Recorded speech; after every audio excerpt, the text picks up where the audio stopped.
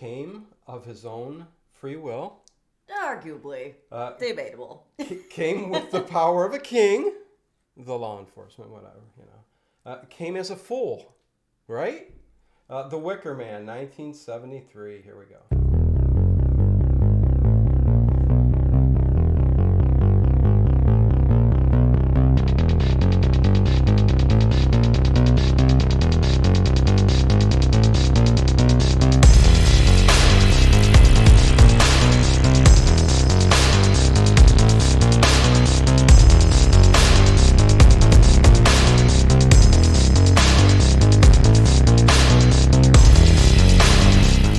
Is it just me?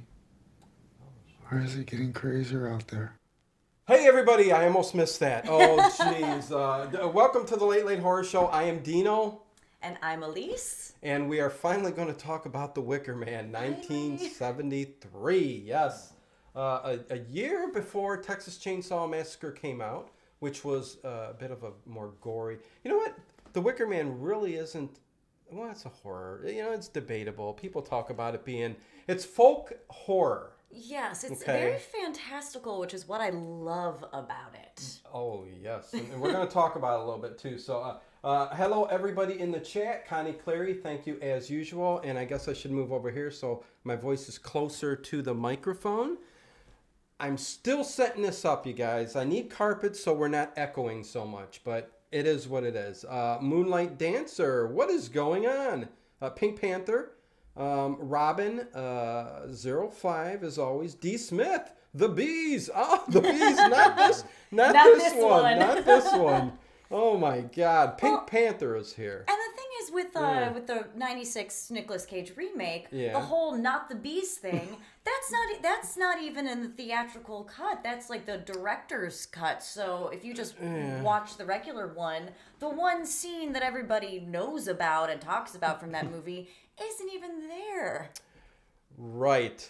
Yeah, but it's the funniest part, and the bear scene is kind of out there. The bear scene's funny, but really, like, the remake is so not worth really even talking about or watching. Just like go online, like go on YouTube and watch a, best of. Watch I know Riff Tracks had like a best of. Just watch that when it comes to the remake. It's not even like so bad it's good that it's entertaining. It's just boring. If you're, I tell you what, that remake with Nicolas Cage is somebody's favorite film. Really? Oh yeah, some of the worst films are somebody's favorite films. Oh, I thought you were just no, Beth Germanetti. I don't think everybody knows that we were even going to be here. We skipped it Tuesday. We skipped it Thursday. It was a rough week last week. It was a rough week, but we're finally getting to this. So whoever shows up, we're going to talk. We're going to have some fun. Thank you, Moonlight Dancer. What did she say? She likes my earrings. Oh, Moonlight Dancer is loving Aleece's earrings. Thank you. That is so sweet. Let's turn this dark. Tiffany Lynn, what is going on? Uncle Bob folds more planes. Yeah. Nice to see you. First time I've ever seen him in the chat. From the good Washington. Hi, from the good Washington. From the state of Washington, right? Cryptomeria. The recent one was filmed where I live, and yes, it is weird sometimes. Oh. Willie Abe is here. Willie Abe. Willie Abe. Brian Kirkham. So let me just tell you, this is The Wicker Man 1973. It was directed by Robin Hardy. Written by Anthony Schaefer and David Pinner, who did the novel Ritual. That was loosely based on Ritual. And stars Edward Woodward, Christopher Lee as Lord Summerisle. How could I forget that? What is going on? Oh my God. Okay, let's continue the week, right? Lord Summerisle and Edward Woodward as Sergeant Howie, who, let me put this up, is actually, and nobody knows this, but he really is Dr. Loomis later in his life. That picture, I'm like, is that Donald Pleasance? No, that's Donald Pleasance. He changed his name after this movie because he didn't want to have nothing to do with the paganism, and ended up being, That's Donald funny. Pleasance. So it's look at that. That's uncanny. Somebody. Wow. Anyways, I had to point that out. But there you go. Dr. Loomis, a little bit of Halloween there. No, not Halloween. But anyways, whatever. But you got. Let me just describe this real quick because it's important, I guess. A Puritan police officer, sergeant, arrives in a Scottish island, Summer Isle. I don't know why I keep saying Summer's Isle. It's Summer Isle, in a Scottish island village in search of a missing girl, a Rowan Morrison, whom the locals claim never existed. But we won't talk about that, and we will see. But this also stars, not really stars, but Britt Eklund is in here as Willow. Yes. Who, oh my God, that bar scene was just, I'm like going. I mean, I understand the Innkeeper's Daughter song, yes, which I love. Oh, that was fantastic. And it was so like Hobbit-like, all the songs in this film and stuff. It's arguably a musical, which yeah. is one of the many things I love about it. Yes, and this movie in general, because there are so many things in it that I like that you don't typically see in a horror movie. Like diegetic song numbers, and they're just like bursting into these songs, and the whole fantastic tavern singing, and they have their bits, and it's lovely. And maybe it's not for everybody, but that is my jam. Yeah, I mean, see, here's the deal, okay? They're living in their own world, okay?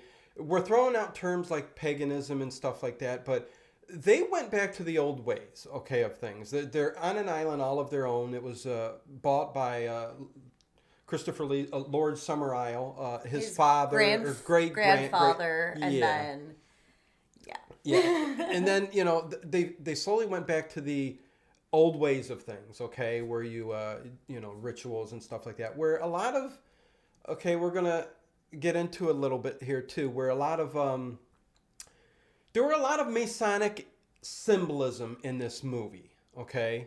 It's all over the place. It's on the back walls of the church. It's in some of the stores. You see, even in the hotel room that he stayed in. The Green Man Inn. Sergeant Howie, you could see the Oddfellows degree thing on the wall. I noticed it all. But it was all over the film. And whether the director or the writer, whoever, tried to put that in there, I don't know. But, Masonic symbolism and Masonry in general, really influenced a lot of the later cults and religious sects that, came afterwards, and even paganism and witchcraft. Mostly because of the rituals and the, everything that, goes with it. They do. There's a little passage here. Moreover, through most pagans believe in many deities.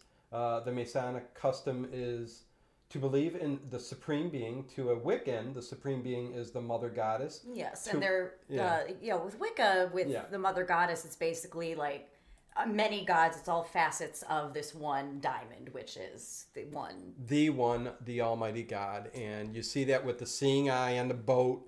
And all the other Masonic symbolism, but it's just strange that he put all of that into this movie when it wasn't mentioned, anything like that. But everything did revolve around the pagan, way of life that they have adopted on the island.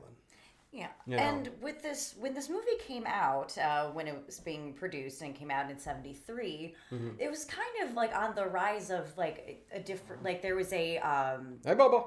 Hey, Bubba. Hey, Bubba.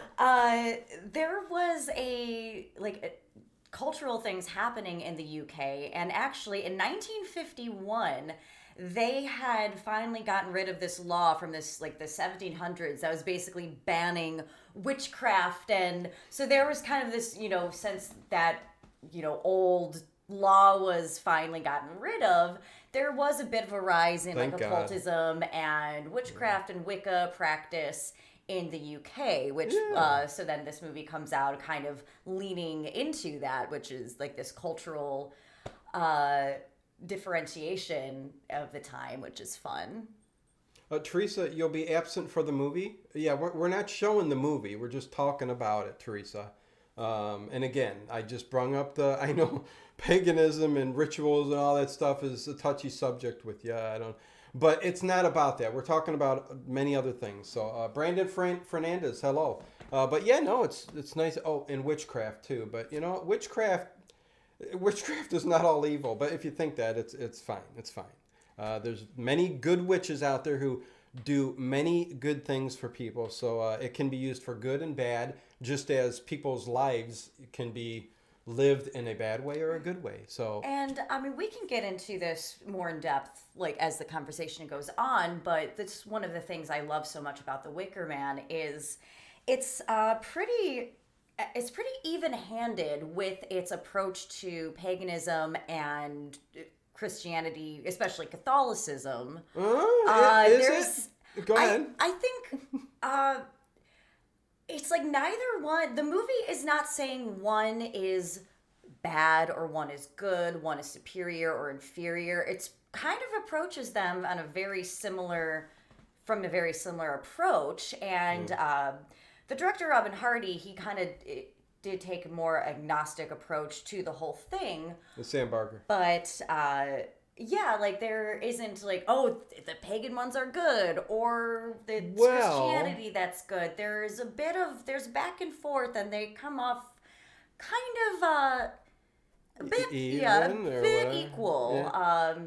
There is like a reverence and a wonder for both, and also a side of I there is disagree a lot little of weirdness bit, but go ahead. with both belief systems. Yeah. I see what you're saying. I kind of disagree a little bit. I mean, I get what you're saying. You know, there is kind of an equality between both of them. But in a way, I do believe that, and I'm just jumping back because it's been 2 weeks and I forget names of everybody. But Sergeant Howie, okay? Yes. I believe this dude, I mean, technically, he was as pure Christianity as you can get. Yes. And he came into the movie and to this island pushing it on everybody and telling everybody they're wrong. Yes. Don't you see there's no God of the field? Yes. Yeah. You know, he was very adamant on telling them, you guys are wrong. What are you doing? Everything you are doing is wrong. And they are all happy and smiles and, you know, nothing can be better. And they're singing and loving and, you know, which we'll get to. Yeah, but there's also human sacrifice. So it's like, well. You spoiled the ending. No. But my point being is that he came in, really, if you look at him, he's a cop, of course. He's got to be stern, everything else. But he came in pretty much like an a-hole. Oh, yeah, absolutely. No argument there. His character was 100%, you listen to me, I'm an asshole.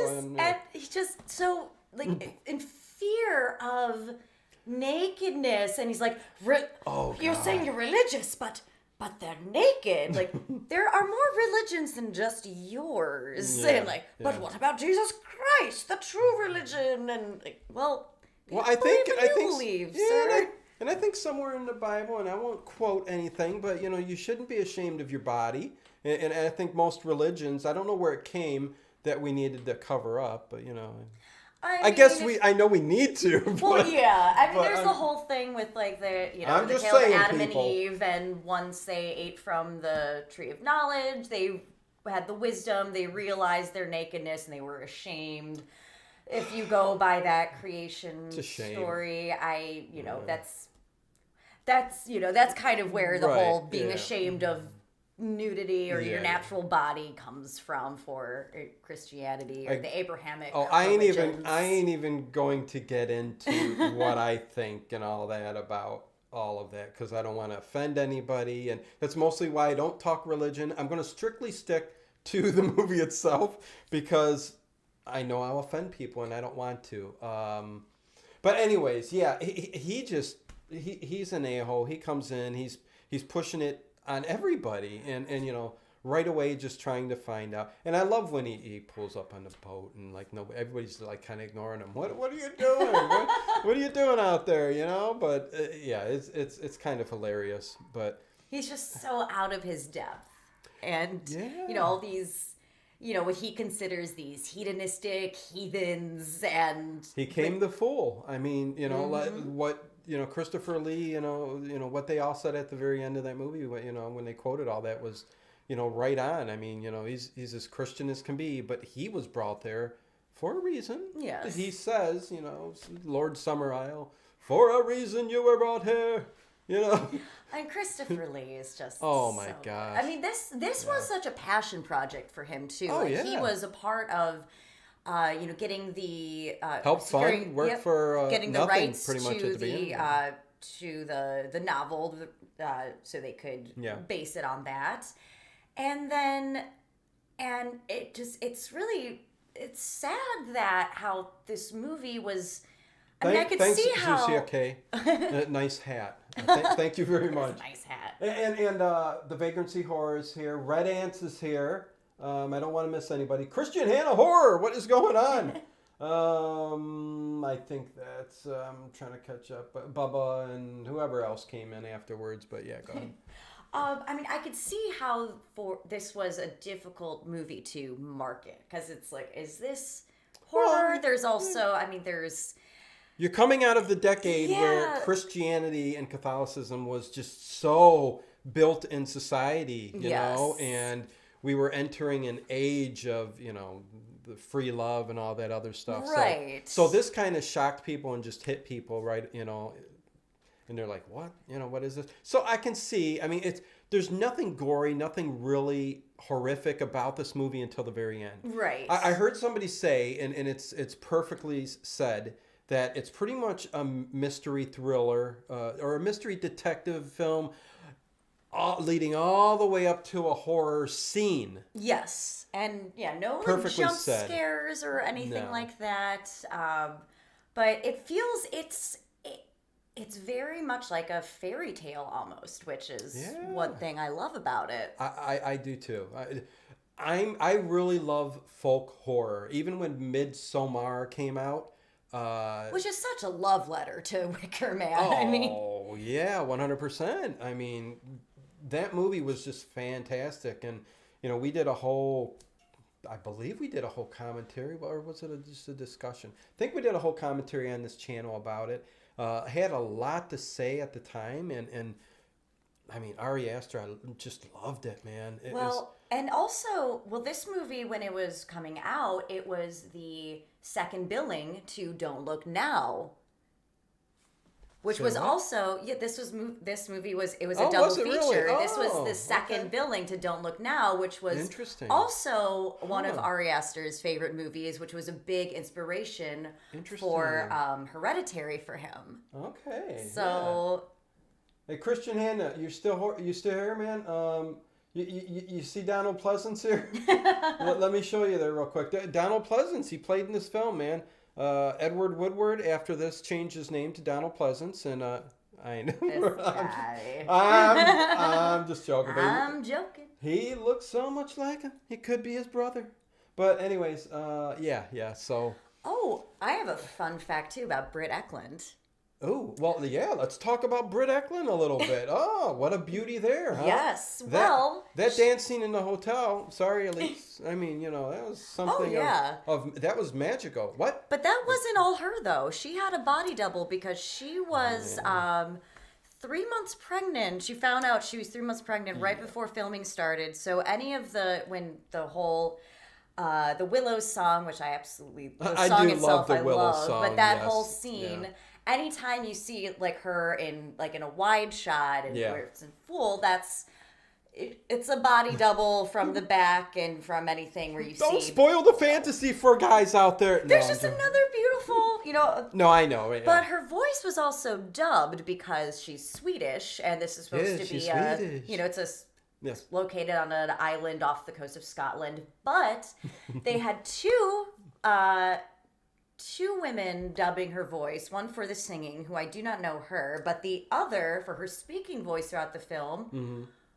Annie Ross, who was Granny Ruth in Basket Cases 1, 2, and 3. Wait. Say that again? Annie Ross, who played Granny Ruth in Basket Case 2 and 3, she was her speaking voice. She dubbed the speaking voice for Brett Eklund. Yep. Holy Moses. Okay. Yeah. Wow. Well, good information there. And apparently Annie Ross that. also... Like, Thank you, Jusha. She dated Lenny Bruce at some point. Like, that one was awesome. But yeah, that's her voice. Very cool. Yeah. Basket Case. You know, a love of both of ours. We love Basket Case. The first... even though the second, the third one was okay. I mean, they, you know, like anything, they progressively got worse. Nothing like that fantastic gem of the first film. Yeah, but they are fun, anyways, though. They're all fun, yeah. Cherry Kool-Aid is only Kool-Aid. I also only swear by the lemon lime neon whiz colored Gatorade. I love how they just go off talking about nothing having to do with what we're talking about. You know what? The Wicker Man, it's strange that it's titled that too, because the image that you get of that, the historical significance of the Wicker Man actually came from the 1700s in France, where there was a law where they would actually burn inside a wicker man the criminals, the people who committed, you know, who killed people, you know, did heinous crimes, which back then could be stealing. You know, I mean, you're gonna be burned. Get into the Wicker Man. You know, so that's what the Wicker Man is all about. Yes. Has nothing to do with the movie, the rituals, paganism, or nothing. That's what it was. So somehow they plucked that out of history and said, that's pretty darn cool. So yeah. It's just a little interesting fact there. Dave the Rave, what is going on? Oh, Moonlight Dancer, yes, Britt Eklund was a Bond girl. I am not huge into Bond movies. But I do know, but Christopher Lee was, and he had 3 nipples in that one, wasn't it? Which one was that? Let's. You know what? You're naming. I don't know the exact movie, but you're correct. Moonlight Dancer brought it up. If you scroll up, Man with the Golden Arm. Is it up? Go back and down a bit this down. way. Let's there see. we go. Man with the Golden Arm, which also starred Christopher Lee. Yes, and that was the three nipples. Yeah, it's one of those things. You know, it's Christopher Lee. I feel like I should. It's like, let's know that, even if I don't know. The man with 3 nipples. Yes. Bond. Melanie, Christina, what is going on? Nice to see you in the chat. The wicker basket case. The whiskey. That's pretty good. Teresa says, what 3 nipples? Apparently his character in that Bond movie has 3 nipples. Yes, he does. It was something quite odd when I saw it, and I'm like going, what a thing to put on. Who knows? Sure. The only good Bond is with Christopher Walken and Grace. Wait, what are you talking about, Zusha? I mean, that's a good one. Christopher Walken and Grace Jones. But no, they're all fantastic. I love the James Bond films. Roger Moore, Sean Connery, those are my 2 Bonds. Okay. Pierce Brosnan was okay. Daniel Craig is awesome. Let me take that back. I mean, the modern films for action adventure, Daniel Craig does an awesome job. So nothing against him either. If I rank him, oh God, now I have to rank him, I think. I'm going to go Sean Connery. But this is going to freak you out because everybody would think Daniel Craig. But I'm going Sean Connery. Roger Moore, as cheesy as some of those movies are, but you guys know I love that stuff. Roger Moore's good. But there was a little cheesiness to the Roger Moore films, you know? Yeah. Even his acting. Yeah. I mean, you know. But, yeah, Sean Connery, Roger Moore, Daniel Craig, Pierce Brosnan, the other guy, who's the other guy? God, I can't even think of him. Timothy Dalton? Timothy Dalton. Who I'm not saying he's the best Bond, but I love him. Yeah, no. He's got a unique feel. I still think, he's still attractive to me. There you go, yeah. And the other guy, I forget the guy's name. I'm sure you guys know who I'm talking about, but he only did 1 film. Oh, the one with I'm bad with names. Oh, I know her name. This is really going. This is Come on, somebody, get it before she gets it. In the Diana chat. Rigg. Diana Rigg. Okay. And the only one who got bound to the altar, albeit didn't live long after, No, but no. Yeah. very like. But that death scene is heartbreaking, honestly. But. Oh, yeah. I mean, so yeah, now this is a death. This is now George this is a- Lazenby. Thank you, Oh, John Victor. Thank you. Yes, that would have been driving me nuts. George Lazenby, yes, he did One and Out. And a lot of people think is one of the better Bond films out there. But for me, it was a great one, but, not as good as the other ones. But anyways, it's funny how we just popped right over to James Bond movies. Diana Rigg, Mrs. Peel, is Lady Olenna Tyrell from Game of Thrones. Yes, that's right. Exactly. Zardoz forever.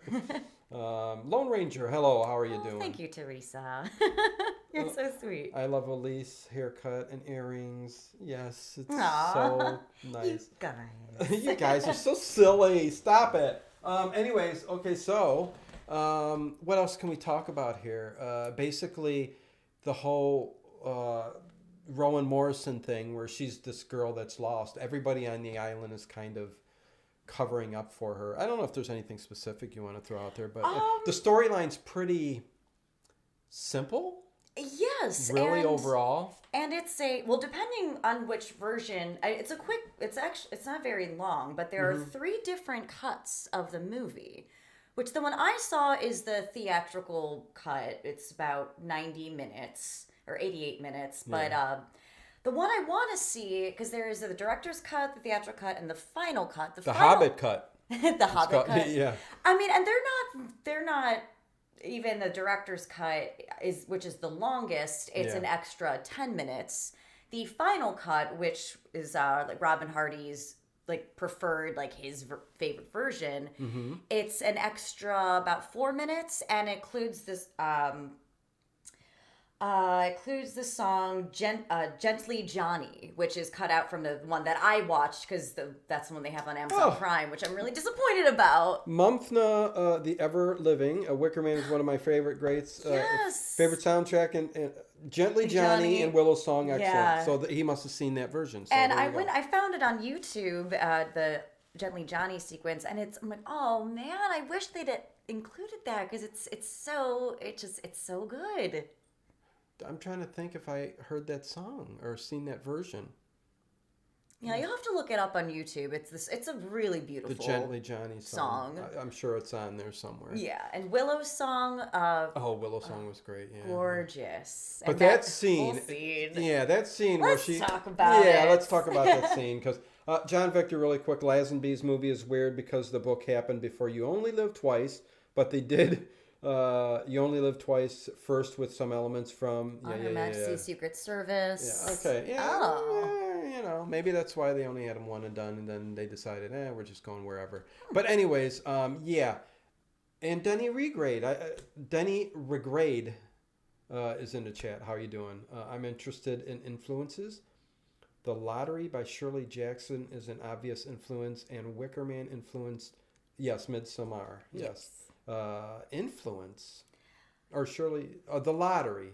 Never heard of that. Oh, it's a great book. Okay, so not a movie, just a book. I think they have made. It's more of a. It's more of a short story, actually. I think that they have made like a film version of it. Someone will. I don't think I haven't seen it. I don't think, but. I feel like we might have actually watched it in some English class. It's a short film. Yeah, that's what he even said. That takes me back to some English 101. So it must have been something you didn't. I don't remember it, but anyways. So yeah, the end. Okay. The Green Man Inn. The Green Man Inn. I want to stay here. I kind of want to live on this island, to be honest. Like for the most part, as long as there's no. Giving up life, right? Or do you not mind that if it brings a big harvest? I was upset with the animals. Human sacrifice, fine, but oh no, they're burning the animals alive with the Wicker Man too. Now that's upsetting. Wait, which? Okay, Well, yeah, I guess there's some animal sacrifice. Yeah, they so- have, because in the Wicker Man, they have pigs, they have goats, they Okay, have chickens, and you hear as the The flames humans are build fine up, though, right? Oh yeah, as long who cares about this But not the goats or the chickens. yeah, at least don't burn them alive. No sacrifices whatsoever should be done. But we got to be, say what we, mean here. But yeah, no, it's other than that, I don't mind. Yeah, the whole place, it was a fairy tale island. It was beauty. I mean, who wouldn't want to live by water and just live in the green fields of even though it probably gets pretty cold in the wintertime. And Scotland, snowy, yes. yeah. But you can warm up in the inn with a nice ale and just sing about the songs. innkeeper's daughter. Yeah. Oh. That's so okay. It's so fun because it reminded me so much of like the song Papa from Oliver, or just it's very musical theater and all, Yes. it's like they've been rehearsing this for, if a newcomer comes, all right, old man Travers and old man Sotheby, now this is your solo, and sing about how lusty the innkeeper's daughter is, and I love every second of it.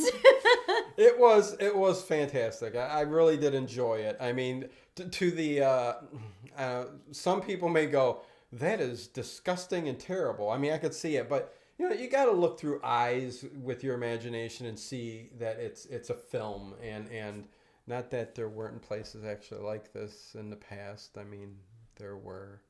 That's why there's folk tales and all the other good. There are probably still places with that kind of vibe. Yeah. Especially Scotland and throughout areas of the UK. I've been to an inn that was kind of like that, and I could very, very much see that happening at this place in Devonshire. Really? Yeah. Okay. Interesting. Yeah. No, I could see it too, but yeah, it was very interesting and just it. You know what? Yeah, it was a place to be. I mean, I think sitting there listening to the music and everybody just joyfully singing and dancing and boy, when he came in, the sergeant and he was just scandalized. How dare you guys? How can you even sing? Yeah, he didn't say much though. He didn't say nothing to the innkeeper. He just wanted to go to his room. Yeah. Get me away from the debauchery. Yes, this debauchery of flesh and skin and sin. Yeah, it was kind of crazy. Yeah. Oh, by the way, to the people in the chat, when I said burning animals, I meant burning them alive. Barbecues and roasting of, things. Yeah. She's not a vegan. Yeah, no, I'm all for that. Just don't burn them alive. No, that's all I'm saying. That's no. That's what makes me sad. But yeah, sacrificing to the gods, you need the closer you get to, unlike the ending of the movies. The sergeant is the perfect sacrifice. I mean, much power will go to the god. It should be a plentiful harvest, I think. What's wrong with roasting chickens? That's like lunch once a week. Yes, we were not talking about that. Roast up and barbecue all you want, man. All good. Pink Panther, yeah, funny. You guys are nuts. Aleece is giving Nouveau sleek Robert Palmer supervision. Well, thank you. What the heck? Look at us. PBR Street Gang. Yeah, I see that. Yeah. Yeah. Well, what's the name? What's the song again?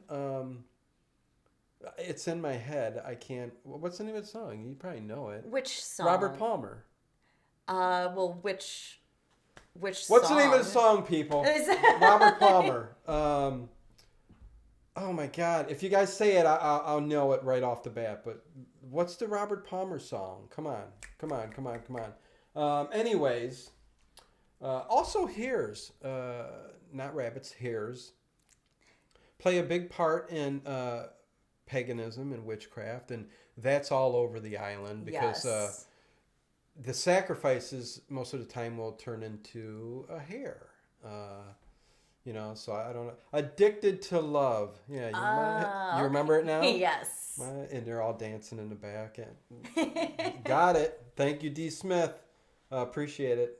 Stuff like that. Just I can't remember, and it'll just linger on my. I didn't mean to turn you. I didn't mean to turn you on. Yeah, that's a good song. I love that song, but that's not the one. I don't think the girls were in that video too, were they? No, were they? Might as well face it. I'm addicted to love. Were they in both the videos, or are those two different? You guys are driving me nuts. Now I can't remember. But anyways, might as well face it. Yes. What? Has anyone ever noticed it's the animals people get up in arms about when they are harmed? Watch old Western and it's fine to shoot the guy. Then they shoot a dog or a horse and it's on. Interesting. You know what? I think guilty. I think I have a reasoning behind that. Because hello Artemis, how you doing? I think because everybody sees animals as cute, snuggly, innocent kind of beings. Not beings. What am I talking about? Well, species. Whatever. Yeah, creatures. They don't have an agenda. Yes, there's nothing. There are some bad ones, like wolves are. I mean, they tear you apart. But lions, but my point being that a lot of human beings, and I guess I'm getting a little deep here, a lot of human beings see a lot of darkness in other human beings. Oh yeah, absolutely. You know, with the criminals out there with the the killing, the rape, the abuse that goes on between people and family and everything else. It's just like you can look at another human being and be so beaten down by that yeah, you go ahead and sacrifice a human being. It's no sweat off my back. But you look at a creature, a kitten, a chicken, a cow who's providing you with food that technically some people would say, oh, that's a shame. You shouldn't be taking the life of an animal, a creature either. But so I think that's the reasoning behind it. Oh, yeah, I absolutely agree. Okay. And then usually in a movie... Bang a gong. They're still saying it. Okay, so bang. Okay, go ahead. And usually in a movie, especially horror We're down to 26. We're losing them. Especially horror movies, like the death of an animal, a lot of times, like if we're doing... It's a trope, like if the dog dies or cat dies, and I'm like, oh man, I know. Let's not do that for this one. And a lot of people say, I can't stand people who just they like their animals more than they like people. Why would you cry over a cat, but you don't care if this person dies? Oh, I like my cats way better than I like most people. Except for all of you. I love all of you guys. Exactly. Yes. No. Oh, and by the way, the people who haven't left, thank you. It's we're all over the place, but we are going to start doing, I keep telling you guys, but yeah, we're going to start reading the scripts. We're going to do a show and see how it goes. I think we're going to, this Thursday? Yeah, I think so. Why not? Yeah, let's do it. Okay. So this Thursday, I'll set up a thumbnail and everything and set up the stream, but we're going to do a reading of, oh my God! Do you remember the Shadow People? It's a Hall of Fantasy episode, and we're gonna just read it live, raw. We'll do it live. You're gonna get bloopers. We're gonna play different characters. It should be darn fun. I'm looking forward to this. Yeah, I guess we'll see how this goes. Hopefully you guys like it, and we are entertaining enough for you. Oh, we'll be entertaining enough. It's just we'll see how it, because there's like I'm trying to think about the sound effects thing. Do we go goofy and just do it ourselves? You know what I mean? Like, or because I'm trying to think of how footsteps. Like how am I? I'm sure I could find an app or something like that. But I'm going to be concentrating on the lines so much. You know what I mean? And going back and forth between characters that how am I going to do sound effects?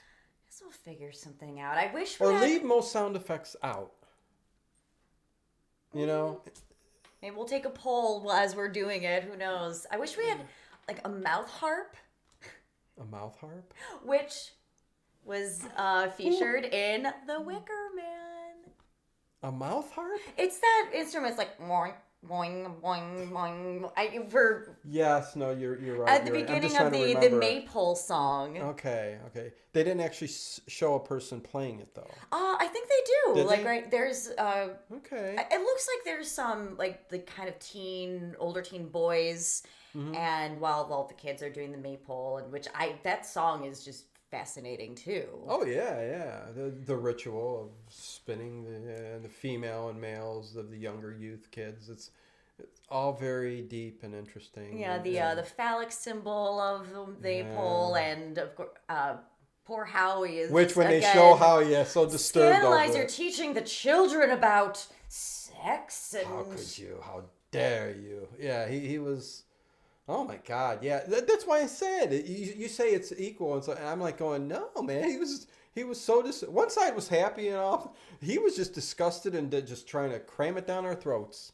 But I think the way, be. with the way he is one thing, but I think the way the film kind portrays it. Yes, Yes. I get what you're saying. And I love when he finally meets with Christopher Lee, Lord Summerisle, and there's the Pokes out behind the chair. Oh, hello! I've Yeah. been here the whole time. well, he comes past the women doing their fire dance song, Yeah. and like, but In their yeah, flesh your tones. religion, they're naked. He's like, well, of course, it'd be dangerous for them to jump through the fire wearing clothes. Which most cult members would say that, of their cult, to they always got an answer for everything. But what's interesting, But no, though, it wasn't. Yes, it was. I agree. You shouldn't be jumping over fire with clothes on. right. If you're gonna be jumping over fires, don't Especially do it with slow something. and dancing. And, Yeah. hair may burn, but the clothes you don't. As long as you're careful, Yeah, But what's so interesting about Christopher Lee's character and what kind of makes the end of the movie so like even more chilling is that he himself, he doesn't believe in all of this, like the pagan rites. His grandfather figured out a way, like he realized the soil like could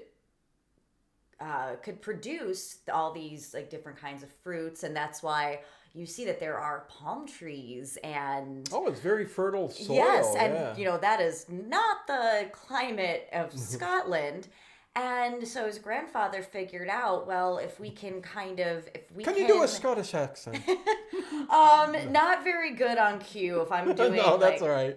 'Cause they get upset because it's so close to different. They're all different languages. Yeah. Irish, English. But I'm sorry, I didn't. But he's like, okay, if I can galvanize this island community Yes. into like believing, like coming back into belief of the old gods and have them be really a part of the harvest and working the land, where in the meantime, I can figure out like a scientific way of cultivating the soil to produce all of this stuff, and they just keep that going, and it's for the benefit of just these harvests. But they're like, okay, let's lean into come back into the worship of the old religion, of the old gods, and the fact that he is so he's advocating it and this sacrifice, and he himself doesn't actually believe it, but the whole community does, and it's just so makes him really He's really I mean just chilling and creepy. Yeah, and very carefree. I think he's just all caught up in the power too. He's the Lord. You know what I mean? You see that absolutely. that castle. I mean, it was unbelievable. And I gotta hand it to Sergeant Howie though. Before he even sees the big Wicker Man and he realizes, they tell him you're the sacrifice, then I'm like, I almost wish I could see like some kind of sequel or something, see how this plays out, because the harvest the year prior had, it failed. So he's like, well, if this sacrifice doesn't work, if this doesn't work, you have to be sacrificed next year. Like, this is going to be on you, and they'll all know. And he kind of turns it around on him, and like, okay, well played, Howie, I gotta say. No, 100%. Yeah. I would like to know too, but again, it's a movie, so we can't. Yeah. We can't. We can picture in our head that it was a flourishing crop this year, and so. But yeah, no, that's an interesting point. Wicker Man 2, that would be good. Valley Vox Theater. This is great. Thanks. I really appreciate it. Aw, Yeah, that's thank awful nice of you. you. Valley, I've never seen you here before, but very interesting. Connie Clary asks, can we do our own commentary while you do the readings? Sure. I tell you, I will take little breaks and look over at the chat. I will be trying to multitask as much as possible. And you guys are saying like, aluminum baking pans for thunder. I understand how to make the sounds, but there's going to be I think there's 4 characters and there's an announcer. We're going to see how we're going to do that. But when you're concentrating on lines, could I really go and hop over and do some sound effects and then jump back? I might try. I will start looking tonight and stuff like that, but it's not that easy. That's why they always had a sound effects guy in the theater in the back working just on sound effects, because the actor and actress, they got to know their lines, So, but yeah, it was very interesting. And when he started on, I do like, not that I like, but it was a cool scene when he went into the schoolroom and the teacher, like some are just oblivious. They have no idea that what they're doing is wrong because this is their way of life. Right. And even the school teacher, she starts, all the girls, they know to be quiet, I guess. They said, don't say anything to this. Mumfina, the ever-living, thank you for the 2, whatever. For that man there whatever that was is. a grave, and on that tree there was... It's the Maypole song. Oh, that's right. Yeah, I'm trying to remember the lines. We should have sung it one of those songs. Anyway. Song. And for that man, thank you very much, Mumfna. I don't know what that is. What is that? A pound? I don't know what that is. But thank you very much, anyways. Even if it was 2 cents, I appreciate it very much. Valley Vox Theater says, "Duh, we're a film show on Zoom. I'm so happy to run into fellow film programs." Oh, very nice. Duh, we're a film show on Zoom. Duh, like yes. Ah, gotcha. Okay, so you show. Yeah. Friday nights, movie night. Sunday night, Sunday cinema. And tomorrow night, I'm going to post right after this. I'm going to start streaming. Wednesday nights, I'm going to do film noir movies, old film noir. So fun. I'm putting that up. And I think I'm going to start with Scarlet Street.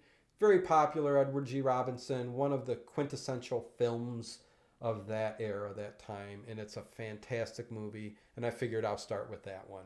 And then I'll get some deep dives into things you guys, I haven't seen this in years. Or I haven't seen, because I've got quite the collection. See that over there, Aleece? Yes. Almost 1,000 films. And those are all from the 30s and 40s.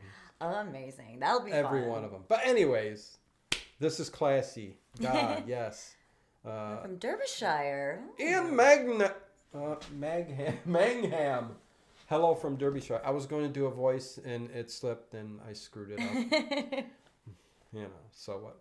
Yeah, nice to be here. Have you here? I think it's the Wicker Man drawing in the people from the island. Yes. Yes. So we've kind of, I'm subbed, listened to the Night Riders of Calamar. Very good. Thank you, Ian. Appreciate it.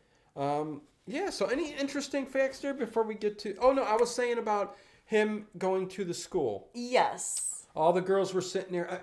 We're just pointing out scenes. We're not going step by step because this is one of those films. It's hard to go just talk through the film. And if you kind of if you try to describe, do like a scene by scene recap, it's gonna be kind of a mess, and I don't want people to like get turned off because you describe try to describe a scene in such a way like watch this movie, guys. It's so good. Oh, without a doubt, Wicker Man is it's up there. It's one of those movies I put in quite often. I don't know where I'd put it on my list of all time favorites. Folk horror, it's number 1, of course, but there's not too many folk horror movies. No, there's Midsommar. There's The Witch, I would say that would yeah, The Witch. Yeah, that I would consider that. which I love that Kind of movie. historical horror, but yeah, folk horror. I guess you're right. Yeah, it's like Blood me on going. Satan's. I think folk horror. Blood on Satan's Claw. There's Okay. another good one. Yeah. Trying to think. There was a holy trilogy. Wicker Man, Blood on Satan's Claw, and there was another one, and I can't remember it. I should have researched that before I went, but off the cuff. Anyways, back to the school. See, you like how we just bounce back and forth, and I don't even finish nothing? Scary, creepy Wicker Man scares everyone. Yes, it does. But anyways, all the girls are lying, and there's one desk that has nobody there, and he's like, that's, he knows that's her seat, and he Yeah. lifts it up, and there's the beetle that's nailed to the inside of the desk, and it's spinning and spinning and spinning. And what did that little girl say? Do you remember? Oh, this little girl, like I she's love how it. yeah, like she just loves like to watch. Like it's so funny how it like spinning around, and Yeah. he's like, "Why would you do this? Why is this funny to you?" Like, Yeah. She was laughing like it was for it being tortured, kind of like in there, and stopping. She loved when it got hung up and stopped, and I forget her exact words, and she giggled a little bit. Yeah. and it was it was It's a bit. It's a little evil. Yeah, a know, little yeah. eerie. Yeah, a little eerie. Yeah. But I do. There's one scene with Christopher Lee and the school teacher. She's just like lounging on the floor with a goblet of something, probably some wine, and Goblet. Christopher Oh, Lee yeah. he's wearing a formal kilt with the belt and everything, and just Awesome. playing the piano. And Love it. I'm like, I want kilts. I Yeah. Well, just want to hang out with Christopher Lee in a kilt, just singing folk songs. Yes. Oh my God, 100%. Yeah. Oh man, and And her kilts- laying on the floor with her goblet of Yeah. wine and probably cheese and crackers somewhere over there. Oh, too. amazing! Like that, living the life. Yeah. But apparently, Can you with imagine this, just living on living an that- island like that in a big castle, and all day long you can just play tunes and just romp around and people they have their whatever. stores, and you grow your apples, and just so great. there's one lady that it's soon after Howie arrives on the island, and he sees like there are people just out copulating in the fields, and there's one lady. Oh, yeah. And he's very Thank you, Moonlight Dancer. he's very incensed because he sees it's things happening on a church ground, but it's no longer Christian. Yes. But I'm there's trying to this think of the word, lady, but yeah. and she's just naked, and she's just crying on a gravestone, and I'm like, I feel this. I'm like, this would be like a Wednesday night for me. Just sit on a gravestone naked and cry. Like, Oh, yeah, no. this is the life I should be living. Damn Yeah. it. On a gravestone, huh? Yeah. And then go play cold later. thighs. Yeah, Moonlight Dancer says, y'all made my night. Aww. That's awesome. It's nice to hear that stuff. We're just sitting here having fun talking about a movie, and if you enjoy it, it's all the better. Oh, the pub landlord, the innkeeper himself. Yeah, that guy. So 1960s Village Creepy. Yeah, that guy's a trip. I love him. Like in a lot of the Hammer horror films, you'll see that same mug that you're talking about. Yes. The barkeep behind, and his daughter is usually out there tramping it up. It's how it goes. Yeah. In those little villages in Romania, Bulgaria, over there. And Christopher Lee, he had such a pivotal role, not just acting, but I mean, just as a part of this movie. And coming from the Hammer horror films, he wanted to do something that wasn't gory, that didn't have and something more folk-like and mystical, and This just was what up his alley. yeah, and just what he did, because this movie was not really marketed, not promoted much. Like I said earlier, it was second billing to Don't Look Now. So he and the director Robin Hardy, they came to the States, and they they went taking it, screening it, and promoting it all through like the Bible Belt and the American South, and like screening it for church groups and like Bible studies, and Wow. it really took off. And like which is kind of Smart interesting. move. Yeah. You know, you create controversy and talk amongst everybody. And But then they also really took to it, and I think, who knows what perspective those audiences were coming from necessarily, because generally, generally the United States is more uptight and puritanical when it comes to nudity and sex. Oh, and 100%. And although I think the UK is a bit more stiff about those things than like continental Europe. Yeah. In the Agreed, 70s yeah. as well, but it's just really interesting how, these like American Southern Christians like actually gleaned onto this film, and that, that got the name, and like they got the name out for it, and a lot more popularity, I just thinking about Christopher Lee like road tripping like through the Bible Belt in this early 70s. Like I wanted to Come have a see time this machine and film. go and just like hang out with them on this Yeah. wild American, or maybe not so wild American road trip. But it's Yeah. Christopher Lee, so it's probably a little bit wild. Yeah, they were probably like, wow. Yeah, come see this movie. No. You call that dancing? You One of my favorite parts. Oh, my. Oh, you call that dancing? Pick it up. So funny. Pink Panther says, Hammer's always been touch and go for me. I get what you're saying. Hammer horror movies, there's a period when it first started through like 1959 through 1970, early 70s, where most of the chunk of those movies were just fantastic. They had that gothic horror feel to them, and they all had what you liked in a Hammer horror film, Then they started going just, let's put more sex into it, and then they, it got cheaper and cheaper. The sets were all looking alike and stuff like that. So, I get what you're saying, but there certainly was a good decade of Hammer horror that was just fantastic. I mean, with Vincent Price, Twins of Evil, all those kind of films during that period were just fantastic. I love them. Yeah. But you have a favorite Hammer horror film? Oh.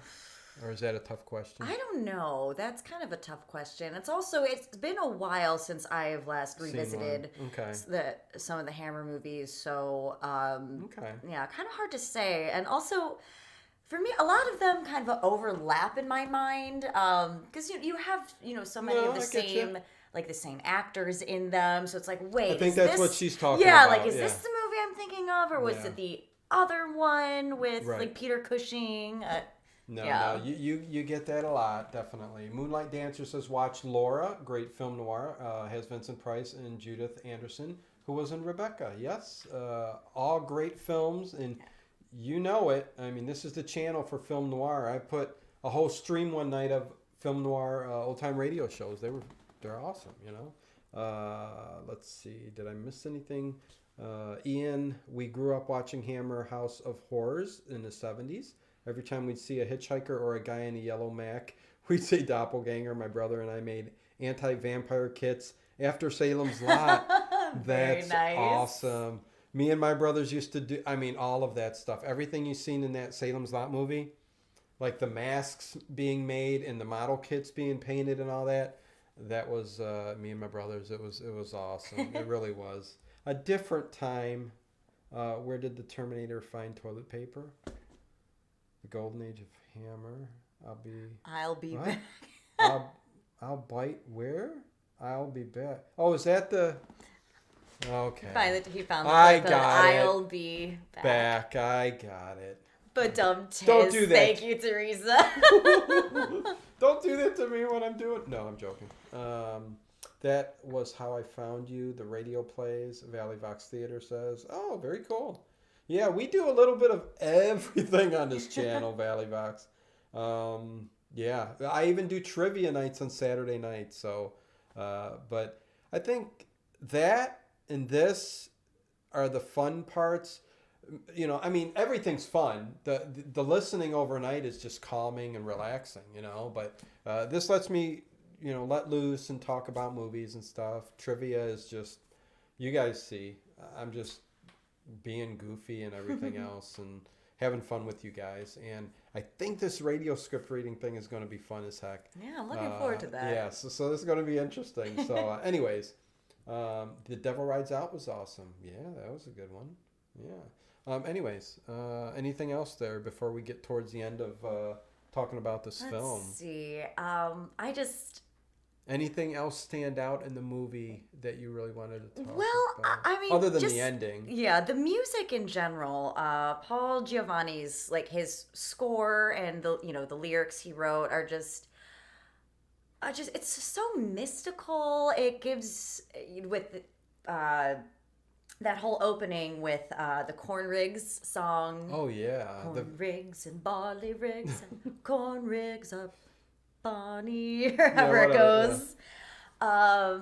No. Which that song is taken like directly from Robert Burns. Mm-hmm. But well, what always? Score. Oh, I just love it so much. Yeah. What always those songs, even the Willow song, all of those kind of folksy kind of songs take me back, and I don't know why. I think because. You remember the gnome cartoon? The one where they lived under the tree. David and the Gnome. Yeah. Yeah, I love. It always takes me right back to that. Yes. It gives you that feel of kind of that folksy feel, of garden gnomes and even The Hobbit and stuff. If you read the book early on in your childhood, or you watched the 77 Rankin Bass Hobbit. Oh yeah.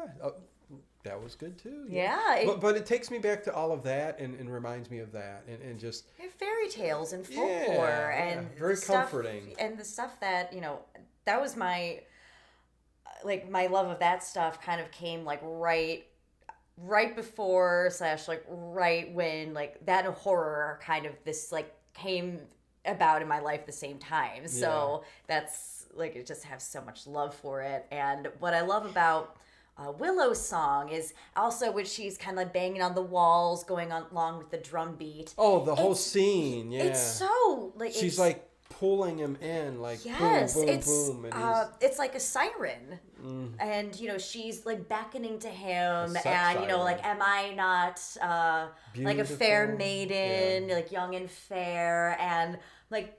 Okay. Do I not arouse you? Boom, boom, boom. Yeah, like come over, and he's and I love that he is actually being tempted. Yeah. But that's the whole thing with. See, I'm not getting. If he had gotten together with her, he would have been safe, because he wouldn't have qualified for the sacrifice anymore. Right. So just.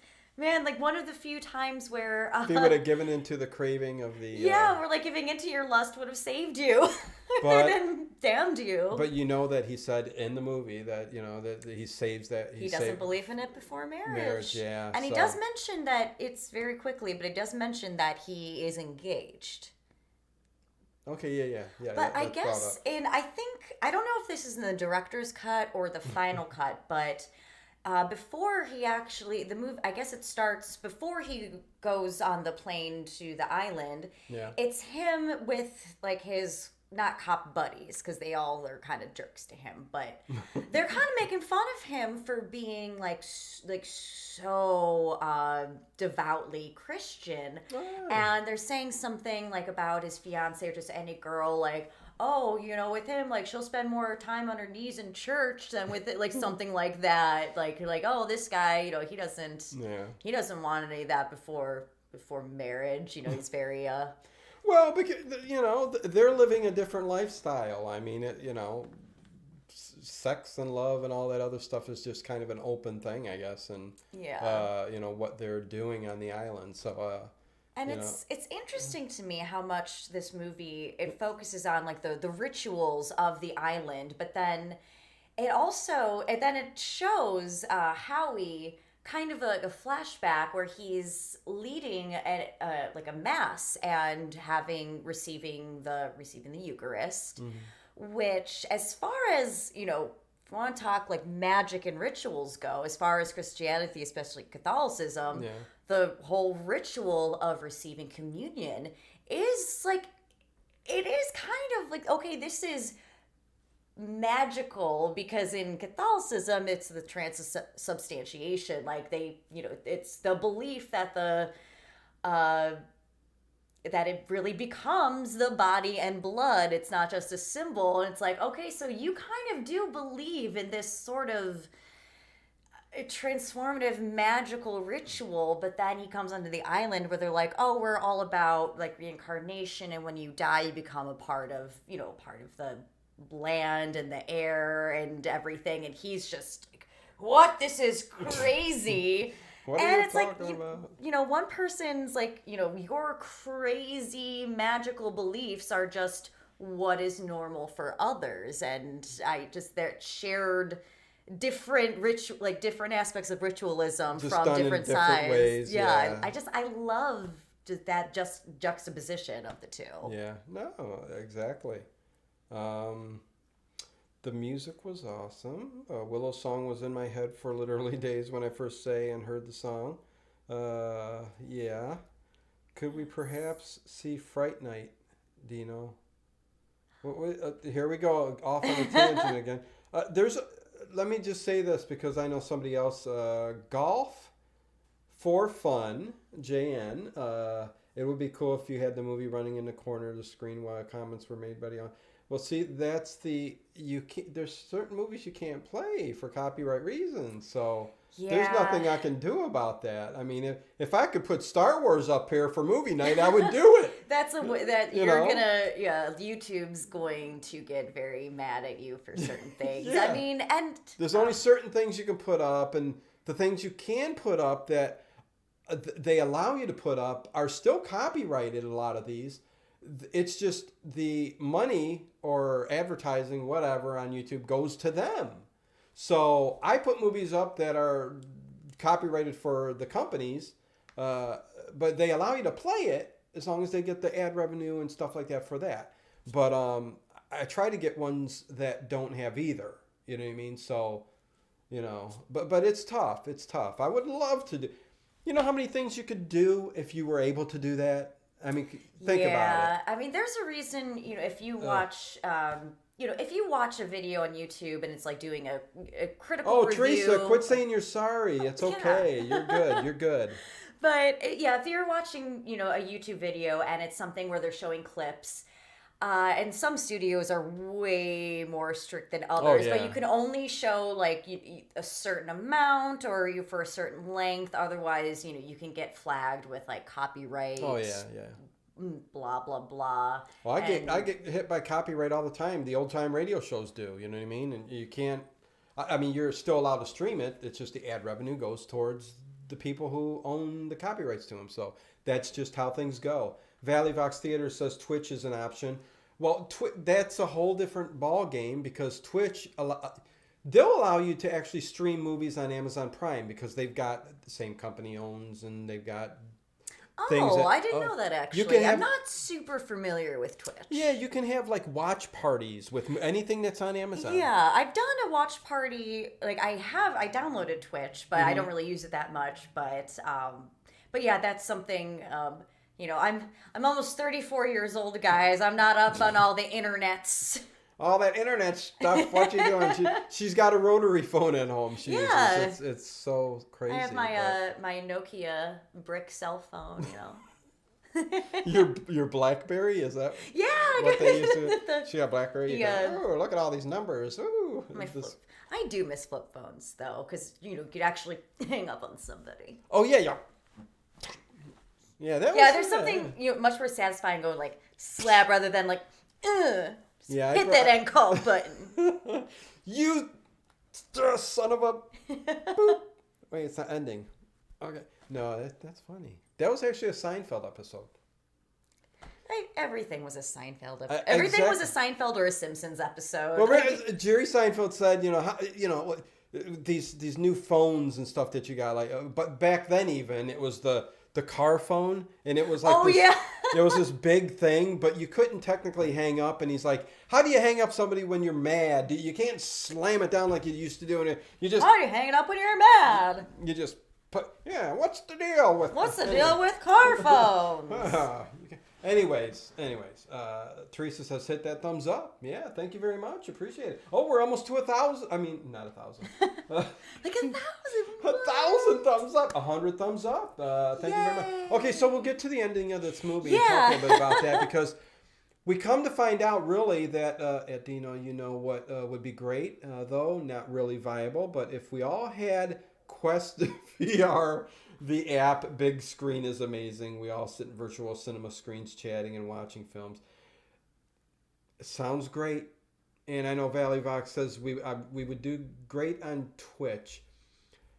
I've got so much going on, and one thing wouldn't do well with the other, I don't think, because like the old time radio streams, I don't think they'd go well on Twitch, and that's what the main channel is about. I mean, it's every night it's old time radio shows.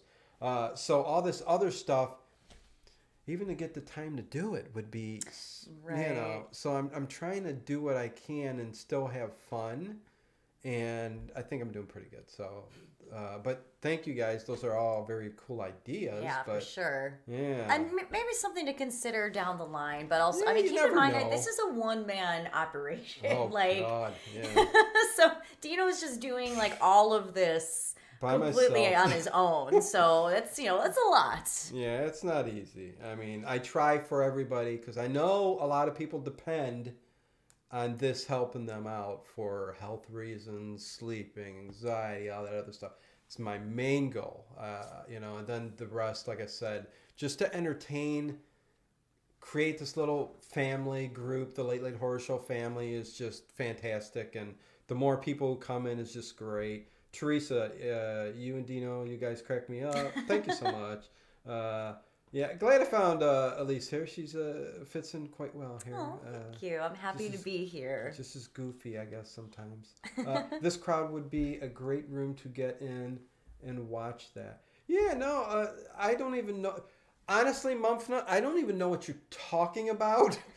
VR, virtual reality rooms to sit into.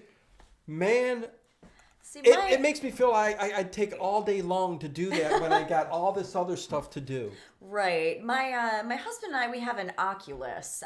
He uses it a lot more than I do. But that's the cool, only but yeah. like That's VR probably thing. probably what he's talking about. I don't know if with Oculus if you can. I mean, I'm sure you Or no, can. maybe. You can do something VR like rooms that. or I think you can. I don't know. Who knows? Who knows? I don't know. I've never done the VR, but I know the Oculus is out there. But anyways, so we find out that Rowan Morrison isn't dead. She hasn't been sacrificed, even though he dug up the grave and found a hair in there, and the grave digger is And like he laughing realized at that him. she was the May Queen, but that harvest had failed. So he's thinking, oh well, they're gonna sacrifice her. Yes, the game was afoot. Yes. And yeah. And so she's playing along too, like, oh no, Mr. Police Officer, like, save me. Yeah. Come this way into this cave. Well, first he did a good old Three Stooges bit, and he brung the one guy who was going to wear the outfit, the innkeeper. Yeah, and boom on the head, and drug him off and wore his costume, the good old The fool. Yeah. Punch the fool. Yes, and which was done a lot in the Three Stooges, where they would just and dress up like them. Anyways, whatever. But so yeah, that happened, and I think they knew that was him the whole time. Even though he's like, you call that dancing?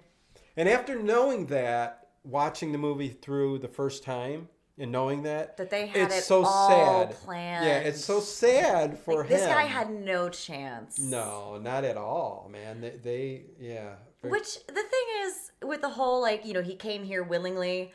He did try to leave, but they messed with his plane, so he couldn't leave. Like, okay, I mean that's kind of debatable. The whole came here willingly, but okay, I guess we'll let that slide though.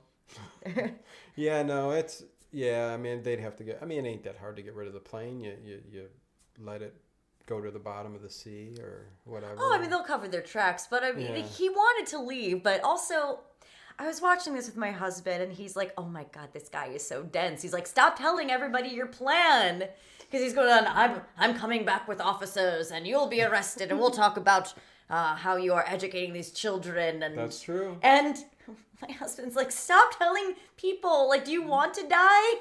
Stop telling them what you're gonna do." Yeah, well, because I don't think he knew how deep in this he was. You know Oh what I yeah, I mean? had no So, idea. I mean, Poor heck, Howie. yeah. I mean, geez, when the film finally ended and he was just sitting there, he was sitting in the Wicker Man, but he was caught and there was nowhere for him to go, and he knew this was it.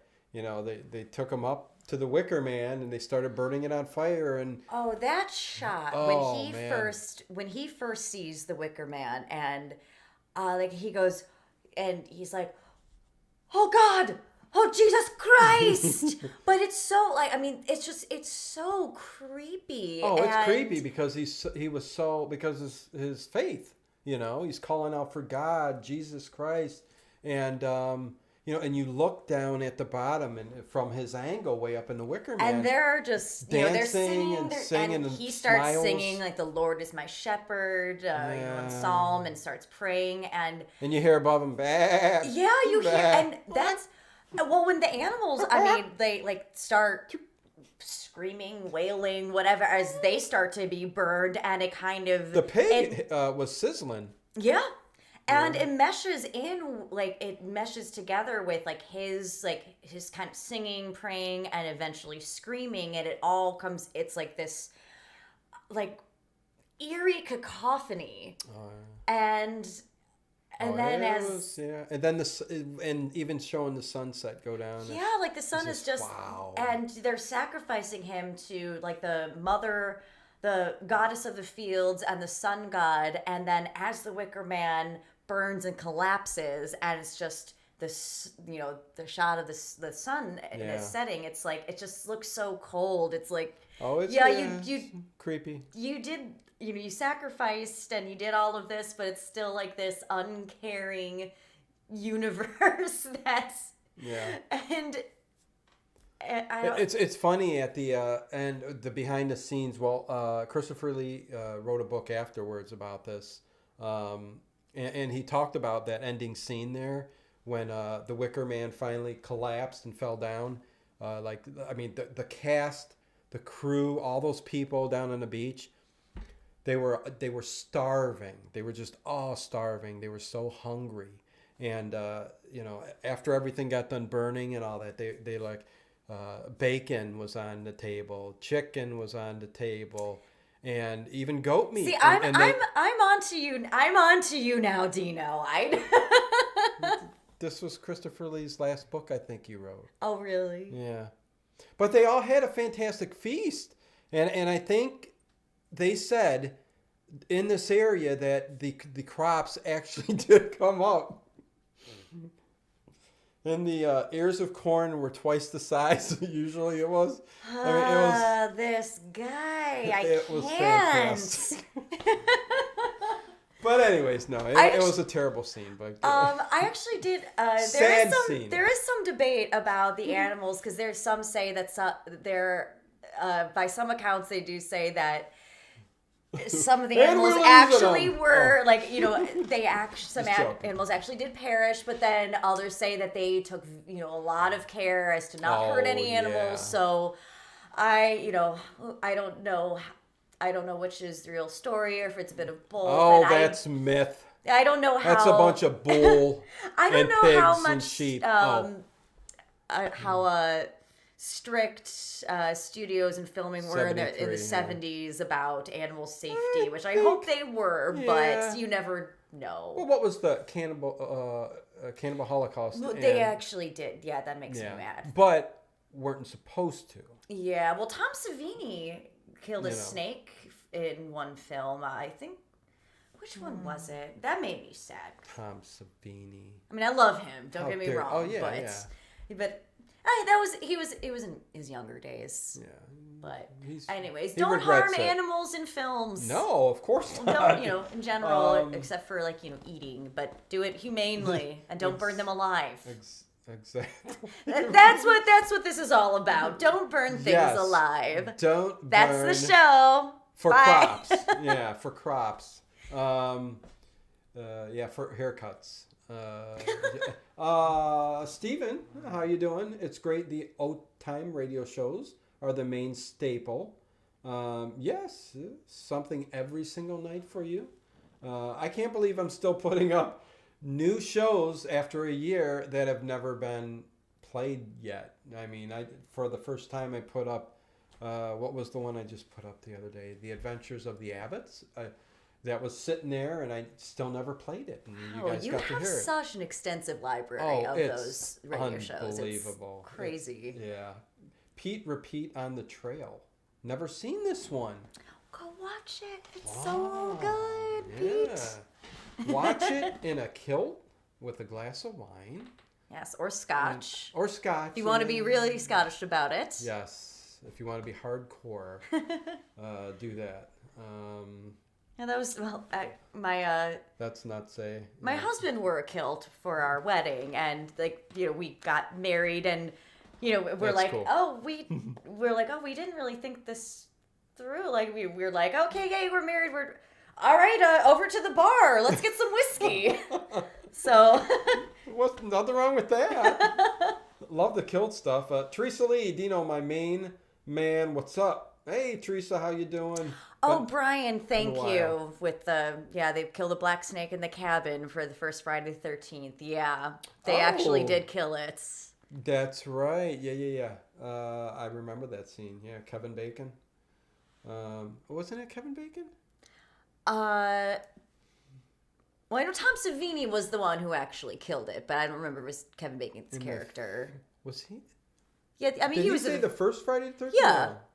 Yeah, that was Kevin Bacon in it. I don't remember who killed. I think it was Kevin Bacon who went over there and. Yeah, but that was Tom with the shovel, right? Yes. Yeah. Yes. Kevin Bacon, you should know better.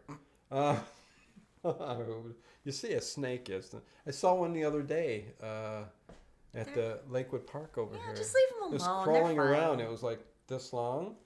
And I'm like, go to the grass. Yeah. This is all cute.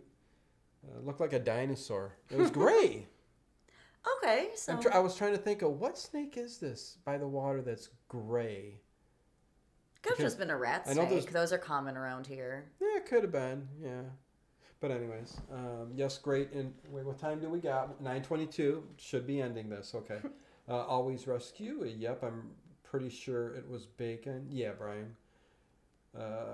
Okay, so that's it. So yeah, let's wrap this up. Unless you had something else to say. We don't want your no go to waste here. Your good old I info. think so. She took a lot of notes. Yeah, there's just so much about this movie, and I mean, I could probably, there are things when I get home later, like, I meant to bring that up, or that was something I wanted to touch on, but there's so much about this movie, even though it's a relatively brief movie. It's Not pretty real quick long. watch, Yeah. and it's goes by quick. Yeah. Always something going on in the movie. It's not boring. It's not long and drawn out. It's an excellent film. One you should see. Yes, especially if you're a horror fan. Yeah, and definitely one that I think not necessarily requires, but it's good to watch it like more than once, because when you, especially once you know everything that happens, when you watch it again, picking up on things that you might have missed, it's just really, it's interesting to get that. And if you're doing a movie review on YouTube, you should watch it twice. Yeah. But yeah, no, what more can you say? I mean, it's one of those, we did say we're going to do it. We're doing it. We didn't skip it and not do it. You know what I mean? So, because it's a movie that, and I'm glad you had a lot of good information there. I'm sitting here I hope I remember everything, Been 2 weeks. See, I guess, it's movies like this that has, a lot of different elements to it and that have a lot of different themes. That's just the stuff that I love to talk about and, analyze and, it's just fun. Kev was big in English with Flash Dance. I think you mean Dirty Dancing. He wasn't in Flash Dance. No, and there wasn't Dirty Dancing either. Oh. Footloose is Kevin Bacon. Yes, it was Footloose. Patrick Swayze's Dirty Dancing. Why did I say Kevin Bacon? They're all 80s dance movies. But anyways, yeah, it's not Flashdance. I knew that. I mean... Yeah, Flashdance is That was what's her name? Yeah, I can't... The famous, she does that in the water. Yeah, hold on a second. Okay. Yeah, no, Flashdance is a good one, but found a copy of Inferno, only caught part of it last week. Panderjet, I streamed it on movie night on Friday. Not this week, a couple weeks ago. So you can watch the full movie there. Yeah, and... that's one they allow. I can play on YouTube. And it's on Shudder as well. But Wicker Man, if you want to watch it, it is on Amazon Prime. I don't know where to find it. And I need to find where to watch the final cut, which is Robin Hardy's, which is the version, I guess, the premiere version to watch. The extra 4 minutes. Yeah, which... It doesn't sound like a lot, but no, still... you need that song, right? Yeah. Gently Johnny, and it's such a good song. So I gotta find that version. If anybody knows where, if you've watched that, you know where to find it, please put it in the, in the comments. Jennifer Beal was in Flashdance. Oh, she was. Footloose, yeah. Yeah, we're all mixed up here. That's the fun of the show. Dave Plouffe, finally here. Hey. Just got home from work. We'll go back and watch this from the beginning. Yeah, it was an interesting talk. Good conversation, Dave. You should like it. Dave did just put together 20 questions for Clue. So I think I'm going to do Clue Trivia Night this Saturday. So fun stuff. Clue. So there you go. Thank you, Dave, for that. I appreciate that. Never will watch Footloose. Repeat. Jump back. Yeah, what? Footloose is a fun film. There's a lot of cheesy movies that, if you're not, depends how old you are, depends what age range, depends what you think is Well, John Lithgow and Diane Wiest are so good in it. Oh, they are, yes. And the rest of the cast is, you can't go wrong with many of them. You even get a Sean Penn's brother, Chris Penn, was in it, who sadly passed away way too early. I mean, that guy, my God, that's a shame. But anyways, more like 30. Oh, did you give me 30 questions? Well, there you go. I always get right on 20 questions, and we're an hour and a half in. So I'll try to get the 30 questions in, but thank you anyways. Yeah. Final Cut is on Prime to rent/buy.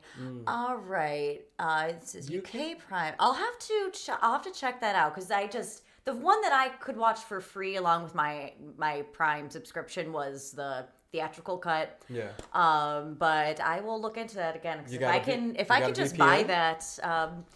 VPN. I don't, but it's one of those I'm going to, and also because I just, every YouTube, everybody I subscribe to, they're always, talking about you whether want to watch NordVPN or Surfshark or whatever. ExpressVPN. Yeah. That's the one I got.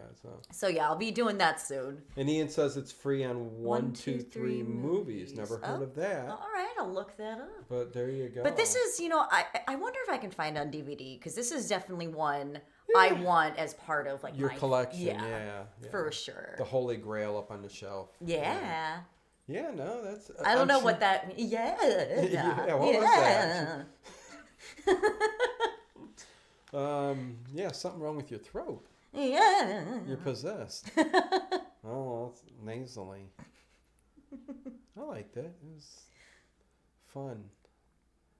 Is that a word for it? No. Sure. That don't fit.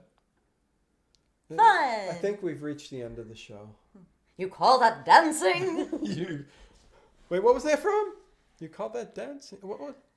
From Wicker Man, when Christopher Okay, Lee, that's when what he's you're dressed up saying. as the man. Okay, that's what you're the man woman with his like scythe or whatever he calls it. You call that pick up your feet? You call that dancing? The way you said that though, it sounded like another movie. Oh jeez, I ain't even going there. Dirty Dancing with Swayze and Ferris Bueller's sister. Yes. What was her name? I've had it for tonight, you guys. Enough with the names. But yeah, no, she was. She's still beautiful, and she's. I don't know how old she is right now. Well, she did Dancing with the Stars, and it was like maybe 10 years ago, something like that. Dancing with Stars? Yeah. Was it that long ago? Maybe like 8 years ago. Jeez, don't tell me a decade is going to go fly by that quick. No. Yeah, but you're probably right. But anyways, Poltergeist. Well, Jennifer Grey, by the way. Jennifer, thank you very much. Because Joel Grey was her father. Posse. There you go. Yes. I watch everything free on 123 Movies. Don't know if it'll work stateside. Well, I'll give it a try. I'll give it a look-see. Yeah, I'll look it up. Everybody's Jennifer Grey. Jennifer Grey. It just dawned on me. Yes. Yeah. Classic movie. But anyways, thank you guys very much for joining us this week. In 2 days, Thursday, I do believe, if everything goes good, we are going to read the script. I'm going to work on the thing tonight, the stream. And that should be way fun. And I don't know what we're going to do next week, but I'd tell her to sing us out, but she's not going to do that. But I only had ginger ale tonight, nothing stronger. Any last... It's easy to get very comfortable in front of him. Eventually you will. You're starting to, but I mean, you see me. I don't care what I say sometimes, but I gotta watch. But thank you very much, and we'll see you next